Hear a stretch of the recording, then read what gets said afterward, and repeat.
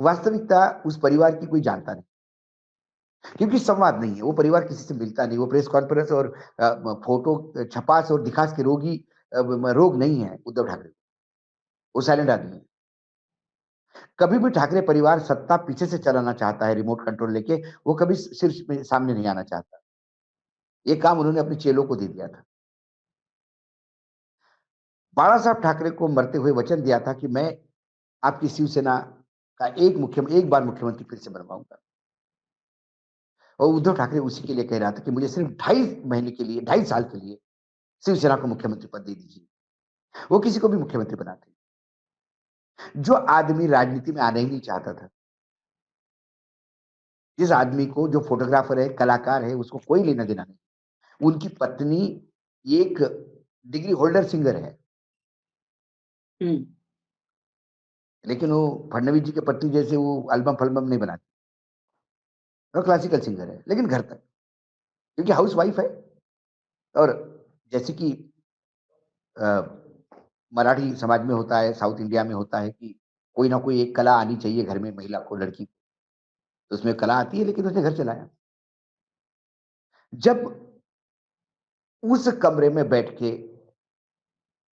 जब अमित शाह ने प्रॉमिस करने के बाद भी, अब लोग कहते हैं कि भाई अमित शाह ने जब प्रॉमिस किया था, तो फिर जब वो बार बार प्रधानमंत्री नाम ले रहे थे इसका, देवेंद्र फडणवीस का, तब इन्होंने कुछ नहीं बोला। देवेंद्र फडणवीस बनने वाले थे मुख्यमंत्री 2.5 साल के लिए, 2.5 साल के लिए शिवसेना के बनने वाले थे। लेकिन सरकार बनने के बाद सब सेल मना कर दिया, ऐसी कोई बात ही नहीं हुई थी। और ये कितने शातिरता से झूठ बोलते हैं, तुम्हें हम 2014 से देख ही रहे हैं, मुंह खोलते तो झूठ बोलने। तो उसमें मुझे चांस है कि इन्होंने झूठ बोला हो। उसके बाद भी जब सरकार बनने की बात आई, उद्धव ठाकरे को कहीं मुख्यमंत्री बनना नहीं था। जब सरकार बनना फाइनल हो गया, और बहुत पहले हो गया, 1 महीना पहले, सरकार बनने के 1 महीना पहले फाइनल हो गया कि कांग्रेस, एनसीपी और शिवसेना सरकार बनाएगी। तब जहां मीटिंग चल रही थी, उस होटल में एक सूट था, उस सूट में शरद पवार ने बुलाया ठाकरे जी को, उद्धव को, और उन्होंने कहा कि उद्धव जी अब संभालना है। उन्होंने कहा कि हाँ हाँ बिल्कुल, सरकार, अब शिवसेना है सरकार में, तो आप चिंता मत करिए, सरकार तो अपनी बन के रहेगी। उन्हें कहा नहीं नहीं, मुख्यमंत्री पद संभालना है। उन्हें हाथ जोड़ दिए कि मैं जीवन में कारपोरेटर नहीं रहा, मुझे कुछ पता नहीं किसी बात का, मैं नहीं बनूंगा। आपको, हमको शिवसेना को चीफ मिनिस्टर देना है, जैसे कि आपने प्रॉमिस किया, मैं आदमी को नाम दे रहा हूं आपको। उसमें एकनाथ शिंदे का भी नाम था। तब उन्होंने कहा कि देखो, फिर ये सरकार नहीं बनेगी। उद्धव जी ने ऐसा क्यों क्यों नहीं बनेगी? बोले बाहर अजित पवार भी बैठे हैं, अशोक चौहान भी बैठे हैं, पृथ्वीराज चौहान भी बैठे हैं, वो एकनाथ शिंदे के अंडर क्यों काम करेंगे?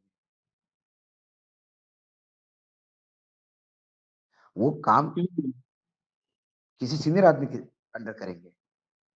आप पार्टी के सुप्रीमो हो, तो आपके अंडर काम करेंगे, तो नहीं तो ये सरकार नहीं बनेगी। और ये उद्धव ठाकरे ने, जब ये उद्धव ठाकरे, रश्मि ठाकरे, आदित्य ठाकरे तीनों बैठ के, जब अभी हाल ही में 8 दिन 10 दिन पहले जब ये बात हो रही थी, तब मैं अकेला नहीं था, 4 पत्रकार और बैठे थे वहां, जिनके बीच में वो बोल रहे थे। बोला उसके बाद, बोला मैं घर आया, मैं सुन्न हो गया था, क्या करूं मुझे समझ में नहीं आ रहा था, ये मुख्यमंत्री पद कैसा। तो बोला तब तक ये फ्लैश रेडियो टीवी पे आ गया, शायद उद्धव बनेंगे, उद्धव ही बनेंगे। तो बोला मेरा छोटा बेटा घर पे था, उसने देखा टीवी पे, पत्नी मार्केट से कहीं आके लेटी हुई थी, उसने टीवी देखा नहीं था। तो जब मैं घर पे गया, तो जैसे ही मैं बैठा, तो बेटे ने पत्नी को उठाते हुए कहा, छोटे बेटे ने, कि मम्मी कौन सी साड़ी पहनोगी शपथ विधि में? तो उन्होंने कहा कौन सा शपथ विधि, मुझे क्या, हमको क्या करना है, साड़ी क्यों पहनेंगे? तो उन्होंने कहा कि पापा चीफ मिनिस्टर बनेंगे। तो रश्मि लिटरली ऐसा सर पकड़ के चिल्लाते हुए बाहर आई, क्या कर रहे हो तुम, ये कहां से सोचा आपने? रश्मि जी को समझाने के लिए आधा घंटा लगा उद्धव ठाकरे। क्योंकि रश्मि जी जानती थी उद्धव ठाकरे की हेल्थ क्या है। रश्मि जी जानती थी उद्धव ठाकरे का जो पावर है शिवसेना सुप्रीमो का, वो मुख्यमंत्री बनने के बाद छीछा लेदर हो जाएगा। फिर छिछोरा भी आदमी। बाल ठाकरे क्यों थे? क्योंकि वो जंगल के बांध में बैठा हुआ शेर था। जंगल का भ्रमण करने वाला नहीं था। अपने मन में आया तब निकलता था। डे टू डे काम करना उसका काम नहीं था। उसके लिए ये जोशी, राणे-वाणे सब लोग थे। वो किंग मेकर का ओहदा चला जाएगा। फिर उन्होंने कहा कि अब स्थिति ऐसी हो गई कि ये सब सीनियर लोग हैं। इंजीनियर कौन किसके अंडर काम करेंगे? तब शायद शरद पवार की एक कैलकुलेशन गलत हो गया था। हुँ, शरद पवार, अजित पवार का उनको लग रहा था कि ये 96 कोई मराठा है, इसका मान-सम्मान है। उन्हें पता नहीं था कि मेरा ये भतीजा एकनाथ शिंदे के अंडर में डिप्टी चीफ मिनिस्टर बनने को तैयार होगा। छगन भुजबल जैसे लोग भी मंत्री बनने को तैयार होंगे। शरद पवार को लगा नहीं, थोड़ा-सा एक सामान्य सा होता है कि हम नहीं बनेंगे है। मंत्री। तो ये जबरिया सौदा था उनके पास आया हुआ। तब शरद पवार जी ने कहा था कि मैं पूरा साथ रहूँगा, आप चिंता मत करो, मुझे एक्सपीरियंस है ना, मैं करवाऊँगा। ये जो हुआ ये वास्तविकता है। एक और ऐसे ही, क्योंकि अब ठाकरे परिवार के बारे में गया कि मैं कोई ठेका तो नहीं लेके रखा था कि मैं पहले दिन से कह रहा था, क्योंकि कुछ हुँ, चीज़ें आपको जब आप पॉलिटिकल किसी को कहते हो कि आपको परिवार भी मालूम होना चाहिए। यार शरद पवार का परिवार क्या है मालूम होना चाहिए। हुँ, आप यूँ ही शरद पवार पे टिप्पणी मत करिए। कोई भी मतलब एक अभी मैं बता रहा हूँ तुम्हें ताज्जुब लगेगा आशीष, एक हुँ, महाराष्ट्र पे काम करने वाला एक इलेक्शन मैनेजमेंट वाला एक ग्रुप आया था मेरे पास। हुँ, हम महाराष्ट्र में इलेक्शन में सर्वे वगैरह करके लोगों को ज्ञान देते हैं। तब उससे बोलते-बोलते उन्होंने कहा कि जो एकनाथ शिंदे की वजह से जो दलित फैक्टर है, हुँ, तो बोले एकनाथ शिंदे और दलितों का क्या लेना-देना? बोला वो दलित नेता है ना, तो मैंने हाथ जोड़ लिए, मतलब उस मराठे को दलित क्यों कह रहे हो आप? तो ये सामान्य ज्ञान है लोगों का। वो दिल्ली आए थे उस जो उद्धव ठाकरे, वो सिर्फ़ चुनाव के नतीजों के बाद आ नहीं पाए थे और वो देख रहे थे कि लोकसभा चुनाव का सत्र लगे। पहला सत्र जब था तो महाराष्ट्र में घमासान हो रहा था, तो महाराष्ट्र में भी सत्र था। तो ये जो बजट सेशन था इसमें सभी नेताओं को उनको मिलना था, इसलिए 3 दिन के लिए आए। वो मुख्यमंत्री पद माँगने के लिए नहीं आए। वो जानते हैं कि यदि शिवसेना 100 सीटें लेके आएगी, तो कोई भी पार्टी उनको मुख्यमंत्री पद उनकी पार्टी को देने को मना नहीं करेगा। तो वैसे ही बात में दूसरी जो बीच में छूटी थी, वो ये हो गई थी कि उद्धव ठाकरे ने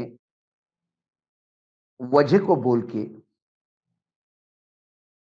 अंबानी के घर के सामने बॉम्ब प्लांट करा था, हुँ, डराने के लिए, ताकि हुँ, अंबानी से पैसे ले। हुँ, ये बहुत कम लोग जानते हैं कि 3 पीढ़ियों का संबंध है अंबानी का। जो धीरूभाई अंबानी थे, वो बाल ठाकरे के बहुत ही नज़दीकी मित्रों में से थे। हँसी-मज़ाक करते थे। महीने में 1 बार बैठ के चाय पीते थे, लेकिन फ़ोटो नहीं छापते थे। सोशल मीडिया पे वायरल नहीं करते थे, रील नहीं बनाते। उसके बाद मुकेश और उद्धव, ये जिगरी दोस्त थे।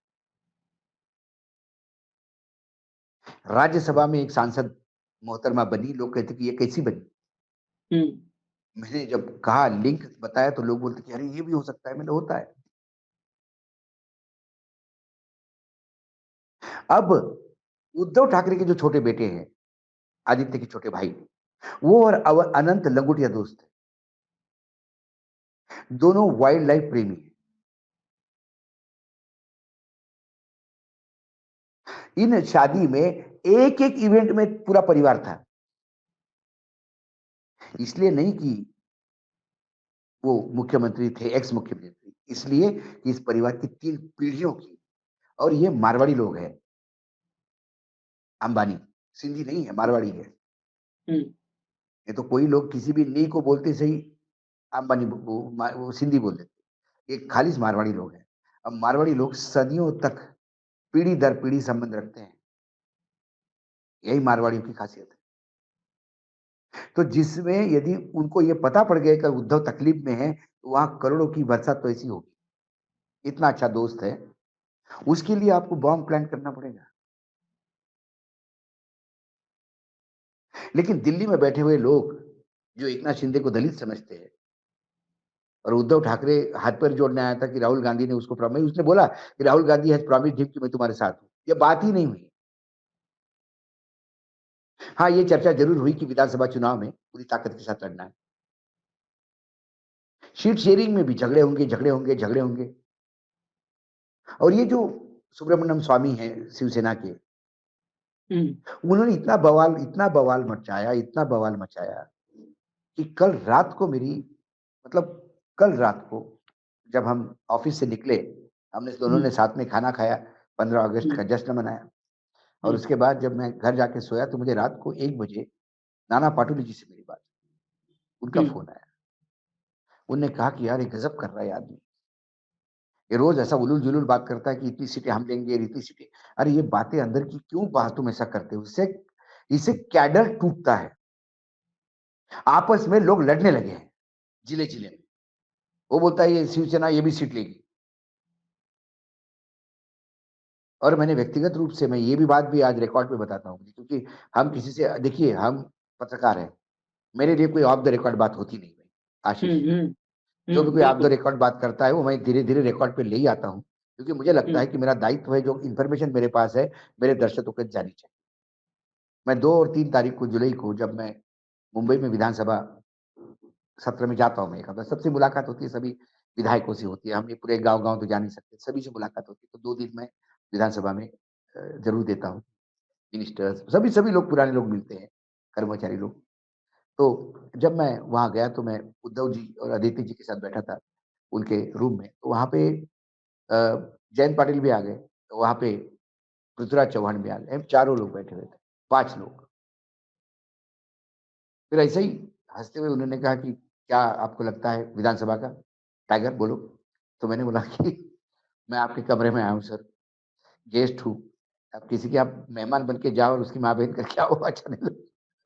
अच्छा नहीं लगता, मैं बोलूंगा तो बहुत बुरा लगेगा। तो वो बोले तुम, तो जयंत पाटिल बोले अरे भाई हम सुनते ही है ना, बुरा कहते हो तो। मुझे भी आपने अभी बीजेपी का एजेंट कहा कुछ दिन पहले, क्या करूं? हम्म, सुना ही मैंने, फिर भी आपको हम प्यार करते हैं। मैंने बोला नहीं, मैंने आपको बीजेपी का इसलिए कहा कि उसके लिए भी मैंने बोला तर्क है मेरे पास तो, लेकिन वो सब बातें बाहर आ जाएंगी नहीं जी। ये सारी बात हो रही थी। तो बोले पूछिए। मैंने, देखिए आप विधानसभा चुनाव लाइटली मत लीजिए। चुनाव चुनाव होते हैं, बीजेपी पूरी ताकत के साथ लगी हुई है। ये बीजेपी के लिए बहुत बड़ा झटका है, दिल्ली और नागपुर और सबके लिए। तो आप समझिए वो ताकत से लड़ेंगे। आपका खुमार अभी तक उतरा नहीं है लोकसभा के विजय का, उसको उतार के फेंक दीजिए। और दूसरी बात, जो लोकसभा में सांगली कांड हुआ उससे दूर हटिए। हम्म, क्या हुआ सांगली में? कोल्हापुर की सीट शिवसेना के पास थी, सांगली की कांग्रेस के पास। कोल्हापुर में शाहू महाराज के वंशज ने कहा कि हम चुनाव लड़ेंगे, लड़ना चाहते हैं। सभी राजनीतिक दल इंडिया गठबंधन के उनको टिकट देने गए। उन्हें कहा हम कांग्रेस के टिकट पर लड़ेंगे, नहीं तो नहीं लड़ेंगे। हम्म, हम्म, तो वो सीट महाराज के लिए कांग्रेस को छोड़ दी गई, जहां से वो जीत के आ गए। तो तुरंत ये हुआ कि भाई हमको सीट चाहिए दूसरी, बात रही कि हमारी सीट गई तो आप हमको दे दीजिए। आपने सांगली की सीट मांगी, जब कांग्रेस ने कहा था सर सांगली कांग्रेस की सिवा कोई नहीं जीत पाएगा, मत, आप भी लड़ोगे तो हार जाओगे। हम्म, लेकिन आपने सुना नहीं। और तब जो सेना के सुब्रमण्यम स्वामी है, संजय हम्म, राउत, वो पिल पड़े, मैंने सांगली बिल्कुल हमारी हमारी। क्यों? कि उसको हवा दी थी जयंत पाटिल ने। जयंत पाटिल राष्ट्रवादी के प्रदेश के अध्यक्ष है, वो भी सांगली से आते हैं। उनकी हम्म, दुखती रग ये है कि वो सांगली जिले से आते हुए भी जिला कांग्रेस का क्यों है। अब वो जिला कांग्रेस का इसलिए है कि भैया इनके कुछ खुद के वंशज, जो अभी राष्ट्रवादी के अध्यक्ष है, हम्म, वो हम्म, कांग्रेसी थे, वसंत दादा पाटिल कांग्रेसी थे। महाराष्ट्र का सबसे हाई प्रोफाइल पॉलिटिकल जिला सांगली है। एक से एक दिग्गज। एक समय ऐसा था कि सांगली से 4-4 कैबिनेट मंत्री होते थे और सब हेवीवेट। पतंगराव कदम सांगली से। तो सांगली छोड़ के आप, भाई आपको ये देखना था कि कांग्रेस जीत रही थी वहां से, कांग्रेस को छोड़ो, दूसरी जगह जाओ। आप पीयूष गोयल वाली सीट लेते मुंबई की, शिवसेना जीत जाती, पीयूष गोयल हार जाते। आप विदर्भ की कोई सीट मांगते, लेकिन आप अड़े रहे सांगली के लिए आखिर तक। क्या हुआ? सांगली में शिवसेना भी लड़ी, बीजेपी भी लड़ी, और एक इंडिपेंडेंट लड़का लड़ा कांग्रेस का और जीत के आया। उससे क्या हुआ? इंडिया गठबंधन की एक सीट कम हुई। शिवसेना ने जो एनर्जी वहां वेस्ट की, वो एनर्जी किसी दूसरी जगह वेस्ट कर दी। तो आज बीजेपी की या एकनाथ शिंदे की एक सीट कम होती। तो मैंने बोला आप ये काम मत करिए, और मैंने तो नाम लेके बोला। तो जैसे मैंने सांगली बोला तो आदित्य बोला बस सांगली की बात ही मत करिए आप तो, सर शासक जी प्लीज। मैंने बोला क्यों? राजनीतिकार तो सामने बैठा है।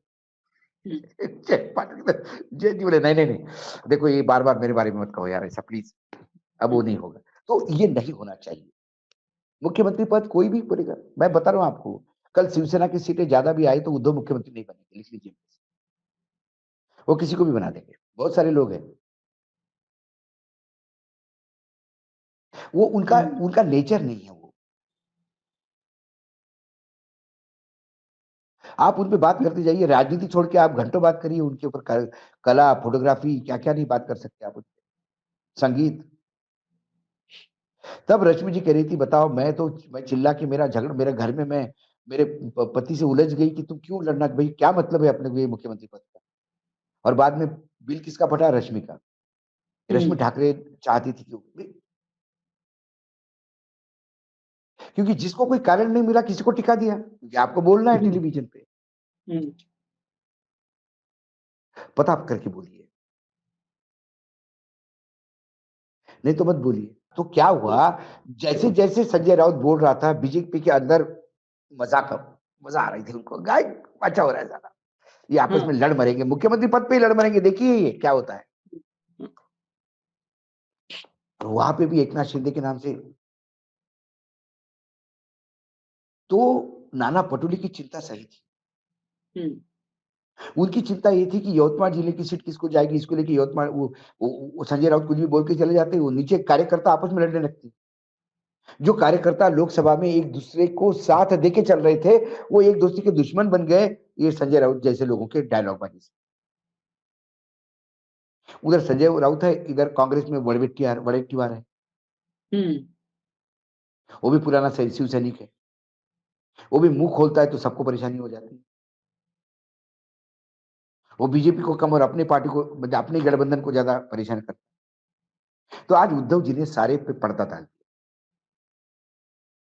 कि मुख्यमंत्री कौन होगा इसकी चिंता मत करो, जो मुख्यमंत्री तय करेंगे शिवसेना इसके साथ है, लेकिन पहली सरकार को हटाओ। ये होता है मोटो।